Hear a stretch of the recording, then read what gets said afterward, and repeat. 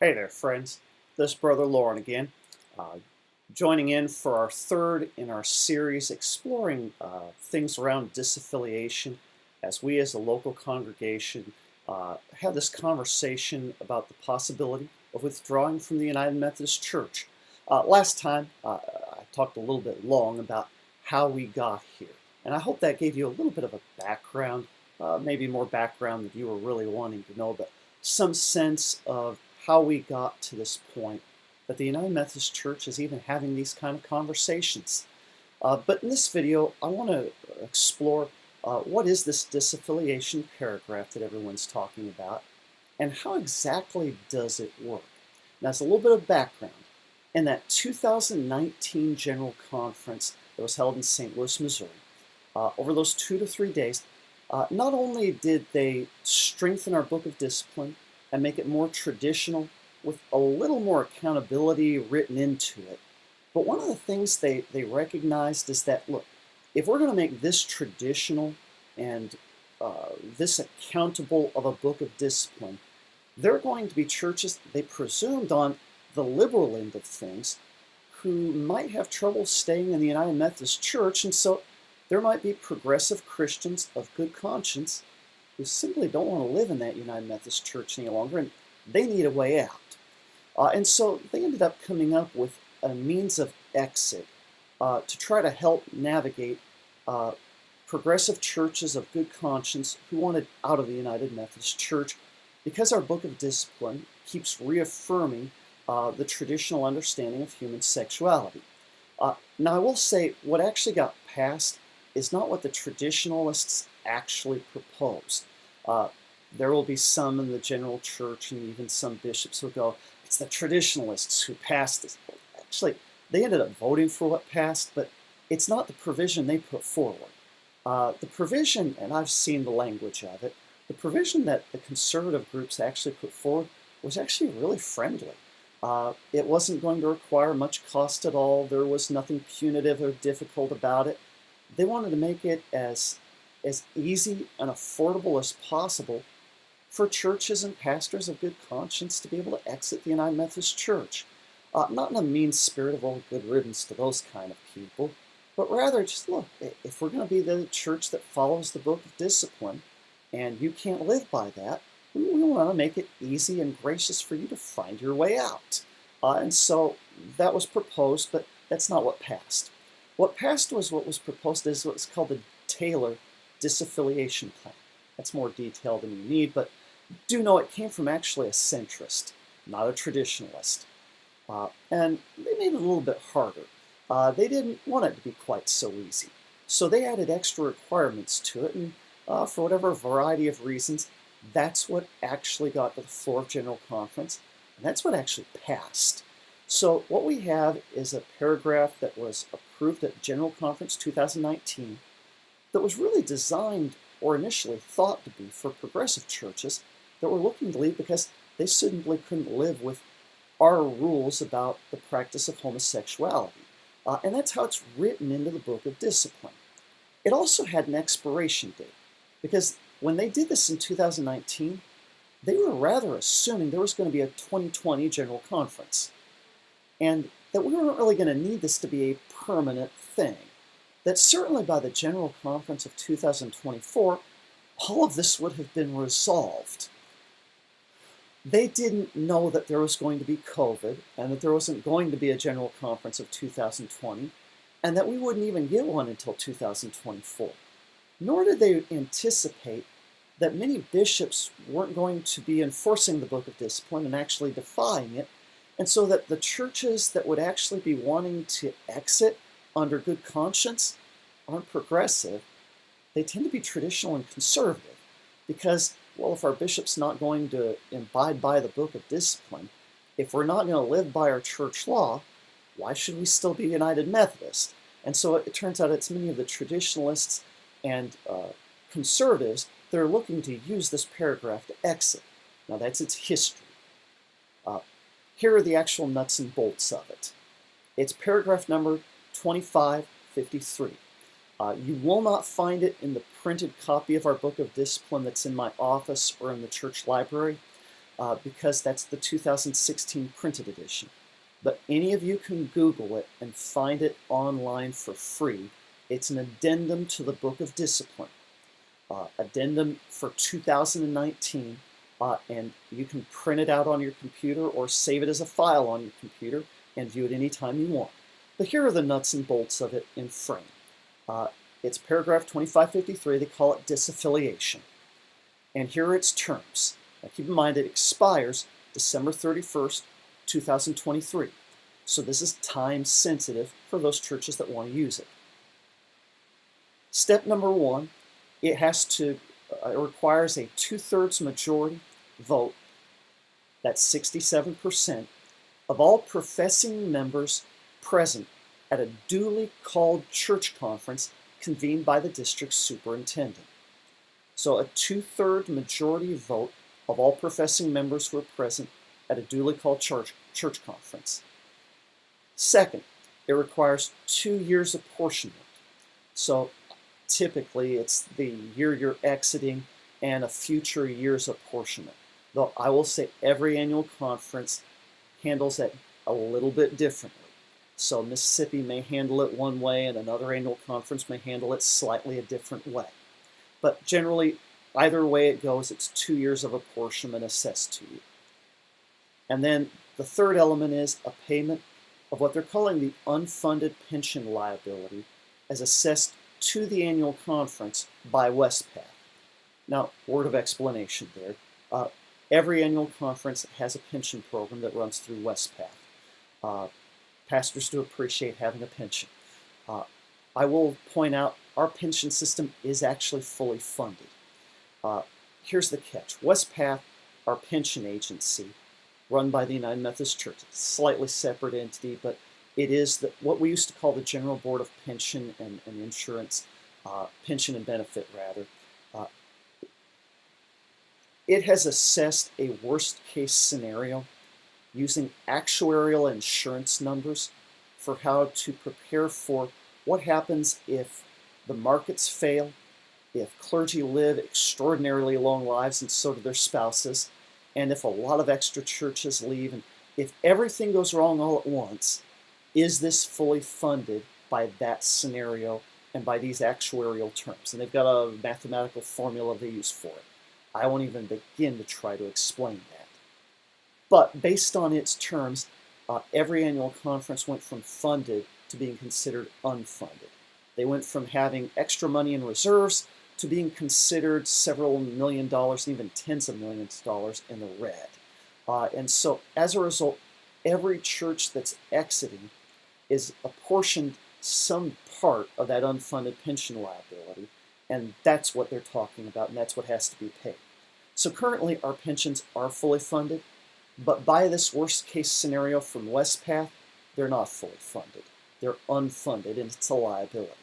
So that's roughly what's going on there. So it's a payment of the unfunded pension liability in full.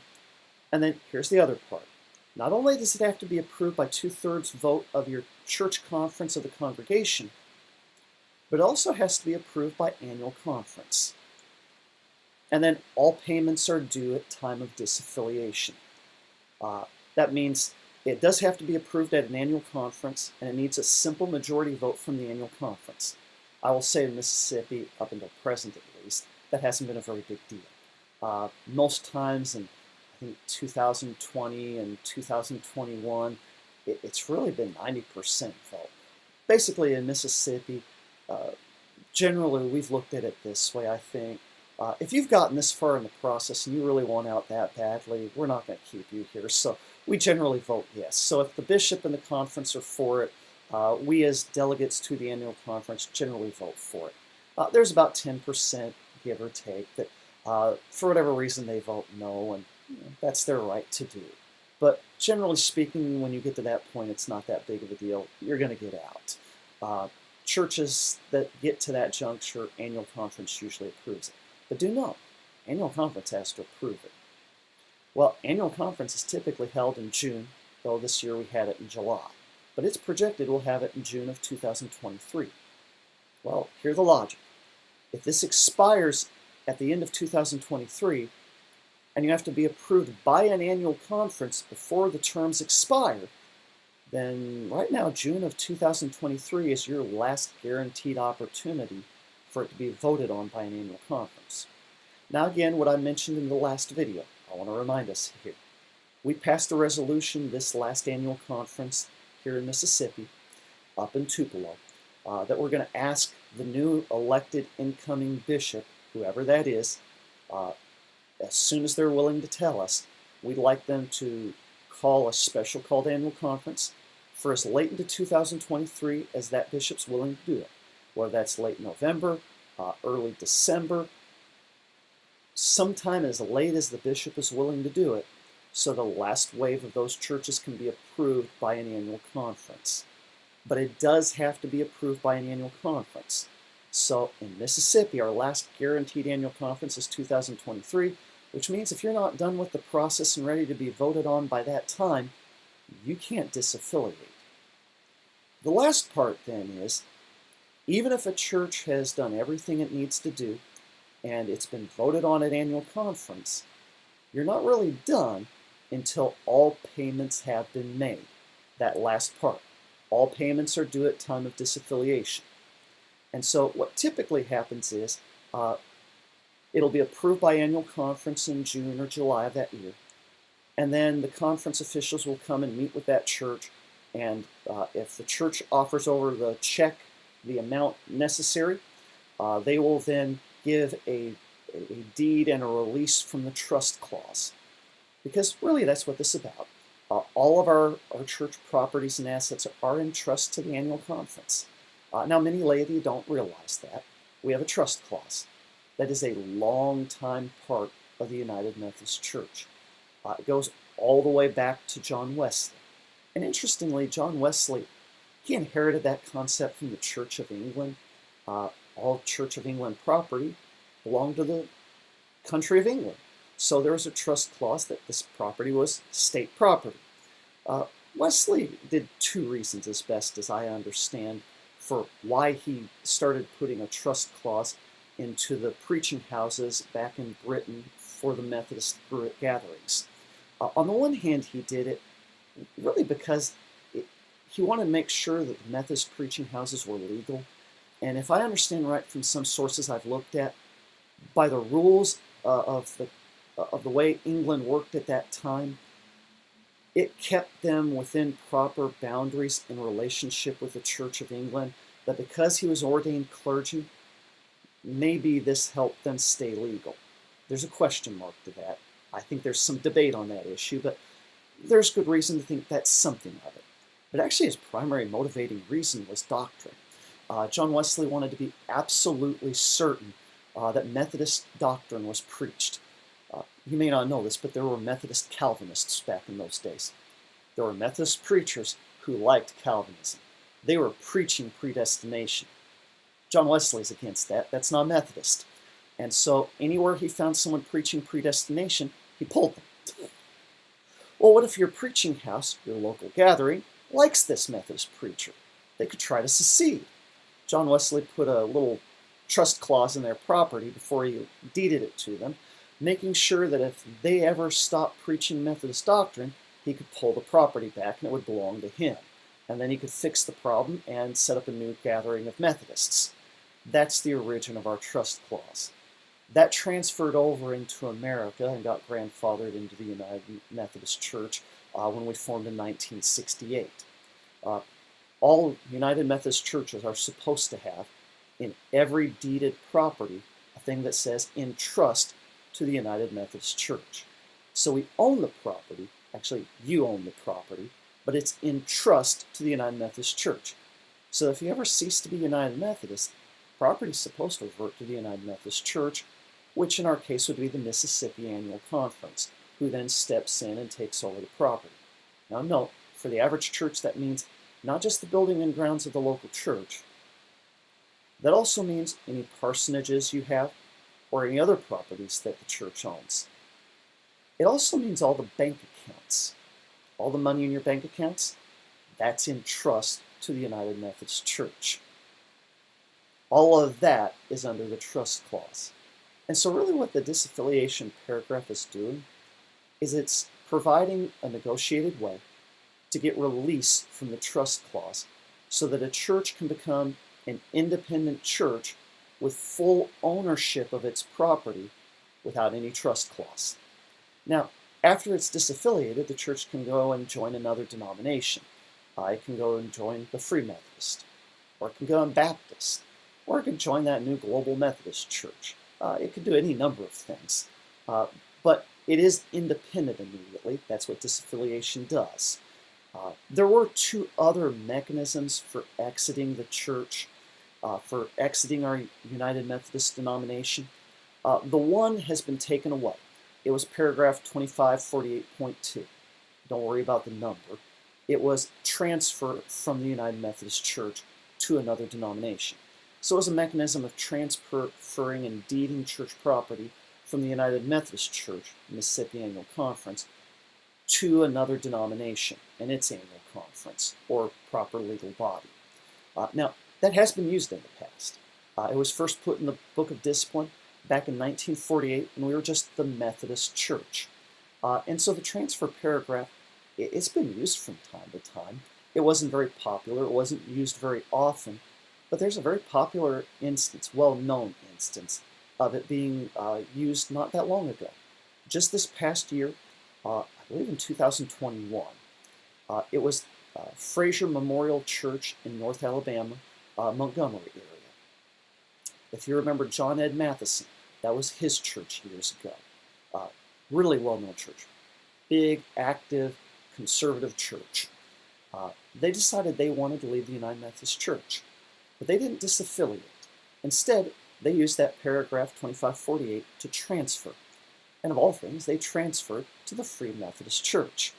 So they transferred from the United Methodist Church, the North Alabama Conference, and over into the Free Methodist Church, which is mostly a northern denomination. If you remember from our first video, I mentioned the Free Methodist. They separated from the Methodist Church back in 1860. Fraser Church transferred from the North Alabama Conference to the Free Methodist Church, and they're now Free Methodist these days. But in the interim since that happened, this got appealed to the Judicial Council, and they have ruled that without further guidance from General Conference in 2024, no one else can use that paragraph. So you can debate whether that's good or bad or right and wrong, whether you like that or dislike it, but that is now the rule. So no one else can transfer using that paragraph until General Conference has spoken in 2024. And frankly, based on the way the church is moving, I doubt anyone ever uses it again. It may well get removed from the Book of Discipline in 2024. Who knows? That's for that future General Conference to decide. So that's no longer an exit. The other one that's available is what's called paragraph 2549, and that's simply the closing of a church. And I bring it up because there are a handful of times where this has been used. Now, traditionally, the closing of a church is exactly what it sounds like. A church has dwindled down in number, time has passed it by, people have gotten older, there just aren't enough people to maintain the building or to justify bringing in a pastor. We don't need to meet every Sunday, we don't even need to meet once a month. It's just time. We had a good run, our time has passed, we need to close the church and deed the properties back to the United Methodist Church, which is what happens when a church closes. All property refers back to the district and the annual conference for the United Methodist Church to use however it needs to, which usually means they need to sell the property somehow. Well, that's normally how it works. However, of late, there have been instances where this is how churches have left the United Methodist Church. In fact, we've had a handful of examples of that here in our area around us in Yazoo City. I won't name the church because this is a YouTube video and I don't know who else may run into it, but there are 3 or 4 churches in our area that, as a congregation, we're aware of. This is how they left. They didn't disaffiliate. They didn't transfer. They closed. And yet they never missed a Sunday. They haven't really lost a member, to the best of my knowledge. We were listed as the church that was supposed to receive any members that wanted to stay United Methodist. We're not going to receive any members from them. I wouldn't expect to. Those are both they're all active, strong, ongoing Methodist churches. But they're no longer United Methodist. They closed. And as part of that, they had to negotiate to buy their property from the annual conference. The price they negotiated, that's between them and the annual conference. And whatever number it was, I'm sure it was fair and appropriate. The conference was happy with it. The local church was willing to do it. And so they have exited by that mechanism. Now, I will say, though there are churches who have done that, and that is still a possible way of going out in the future, I suspect the annual conference probably isn't wanting to do a lot more of that at this time. So I wouldn't expect to be able to use that paragraph. I don't expect that to be the mechanism. But if you're wanting to as a church, the closing of the church probably isn't the mechanism you need to use. But I want you to know it is available, and it has been done before, and it's still in the Book of Discipline, and Judicial Council hasn't ruled against it, so it's there. But back to paragraph 2553, the disaffiliation of a church. The terms of it we've talked about, but I want to talk about the steps. How does it work in general terms? What's the process, I guess is the better way to put it. Steps toward disaffiliation. We know what the terms are. We talked about those. Generally speaking, these are the steps. Number one is what we've just done recently. The church council must vote to begin the process of discernment and send a letter to the DS. Now, I want to be clear what I'm outlining here. These are Mississippi, and these are just the basic steps. There are more specific, detailed parts of this, I'm sure, and we will learn more of those as we explore this through our time of discernment. But this is just the basic sketch of the absolute bare minimum of how the process works. So the first step is the church council has to vote and then send a letter to the DS saying we want to begin the process of discernment and ask for a meeting to kind of explore that further. We had our gathering this past week of a kind of an informational congregational meeting, and we asked for your feedback and you gave us feedback. As part of that, the church council then voted, and this past Monday, August 29th, our chair of the church council sent a letter to the district superintendent. They received it. And we asked to be able to begin that process of discernment. So we have begun that. We've started that step. As part of that letter, what the DS will then do is organize an exploratory meeting, kind of an informational meeting with the district superintendent and our conference treasurer, David Stotts. He's kind of the CFO of the Mississippi Annual Conference. There's the bishop, and then there's our conference treasurer, who handles a lot of the business side of things in relation and working for the bishop of our annual conference. They will come for an exploratory meeting that we're still scheduling. I have a tentative date for that, but it's not been confirmed just yet. When we have that, we'll advertise it. You'll know. From that, you will have the opportunity to come and meet with us, and in the meeting with us, for that, we will hear from them what the rest of the steps are for the disaffiliation process, and they will share with us the amount for disaffiliation, how much it'll cost to be able to actually do this. Then, after a period of discerning longer and fulfilling the rest of the steps that are outlined, eventually our church council will have to vote by a simple majority to send another letter to the DS, this time asking for a formal vote on disaffiliation. And that needs to be done no later than February 1st of 2023, as I understand it. And that makes sense. February is when the cabinet starts meeting with the bishop to make appointments. And usually they like to know what churches need a pastor and what pastors need a church. And, well, if a church is wanting to disaffiliate, there's really no need for that church to actually receive a pastor. They don't need to appoint a pastor to a church that's looking to leave the Mississippi Annual Conference. So it helps to know that information by February 1st. And then the DS will, in an appropriate amount of time, call a church conference. Only the DS can call a church conference. That's a church-wide congregational meeting convened by the DS. And as was stated before, all professing members who are duly present can vote at that. So any member that's present can vote. Now, there are no absentee ballots. You can't have anyone vote for you. You have to be there and you have to vote. And if I understand correctly, it will be kind of a written anonymous ballot. So you'll be able to, in privacy, vote. No one else will know how you voted. And again, it requires a 2/3 majority. And I anticipate that that will probably need to be done by April 1st of 2023 because they like to, in April, get all the materials ready to get out to all of the delegates for annual conference. And if a church is disaffiliating, they like to have that in that pre-conference journal that goes to all of the delegates. So I suspect that if a church lets them know by February 1st that they'd like that vote, the vote then needs to take place sometime in February or March so that all of that's done before the end of March, and then they can get that material out to all of the delegates through the pre-conference journal. Now, those are the basic general steps of how the process generally works.